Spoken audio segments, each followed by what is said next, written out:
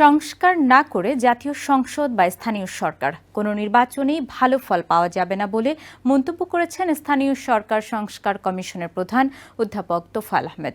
রবিবার রাজধানীর বেইলি রোডের ফরেন সার্ভিস একাডেমিতে স্থানীয় সরকার সংস্কার কমিশনের প্রতিবেদন দাখিলের পর সংবাদ সম্মেলনে তিনি এ মন্তব্য করেন। মাত্র ৪০ দিনের সময়সীমা নিয়ে ইউনিয়ন, উপজেলা, জেলা, পৌরসভা ও সিটি কর্পোরেশনের নির্বাচন করা সম্ভব বলে দাবি করেন তোফায়েল আহমেদ। এর আগে রাষ্ট্রীয় অতিথি ভবন যমুনায় প্রধান উপদেষ্টার কাছে প্রতিবেদন হস্তান্তর করেন কমিশনের সদস্যরা। প্রাথমিক প্রতিবেদন দেওয়ার প্রায় ২ মাস পর স্থানীয় সরকার সংস্কার কমিশন তাদের চূড়ান্ত প্রতিবেদন প্রধান উপদেষ্টা ডক্টর মোহাম্মদ ইউনূসের কাছে জমা দিয়েছে। রবিবার বিকেলে রাষ্ট্রীয় অতিথি ভবন যমুনায় কমিশনের সদস্যরা প্রধান উপদেষ্টার কাছে প্রতিবেদনটি হস্তান্তর করেন।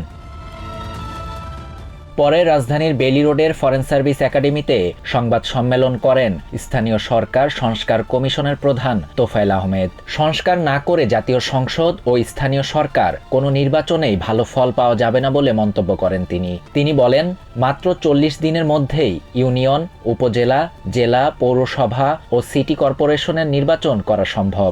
বর্তমানে এসব নির্বাচনে সময় লাগে ২২৫ দিন। স্থানীয় সরকার মন্ত্রণালয়ের নাম পরিবর্তন এবং গ্রাম আদালত বিলুপ্তির সুপারিশ করেছে সংস্কার কমিশন। তোফায়েল আহমেদ বলেন, উপজেলাতে পূর্ণাঙ্গ দেওয়ানি ও ফৌজদারি আদালত এবং এডিআর চালু করার সুপারিশ করা হয়েছে। এটি চালু করা গেলে সাধারণ মানুষ দ্রুত বিচার পাবে। শাহরিয়ার শাফাত, TVN 24 news desk. New York থেকে সম্প্রচারিত TVN 24 টেলিভিশন বিশ্বজুড়ে বাঙালির কণ্ঠস্বর।